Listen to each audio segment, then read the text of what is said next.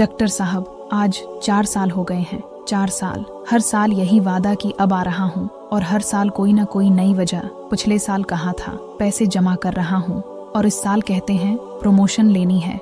उनकी आवाज में थकावट तो थी, मगर उसके साथ एक अजीब सी बेआतिबारी भी।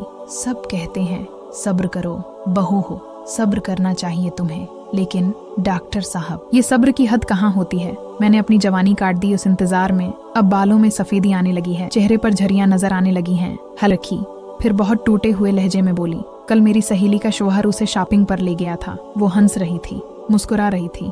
मैंने उसे देखा और दिल में सोचा, क्या मैं भी कभी ऐसा दिन देखूंगी? कभी मेरे साथ भी कोई होगा जो मुझे शॉपिंग पर ले जाएगा। उसकी आंखों में आंसू थे। क्या मेरी जिंदगी में सिर्फ इंतजार ही है, कभी ना खत्म होने वाला इंतजार? ये सवाल हर उस औरत का है जिसका शौहर बिरोने मुल्क है और वो खुद यहाँ तन्हाई की दीवारों में कैद है। तुमने अपनी जवानी कुर्बान कर दी, अपने ख्वाब दफन कर दिए, अपनी ख्वाहिशात मार दें, और जवाब क्या मिला? वो तो हमारे मुस्तकबल के लिए जा रहे हैं, उनकी मेहनत तो मेरे लिए है। लेकिन एक बात याद रखो, तुम किस चीज को मुस्तकबल समझते हो?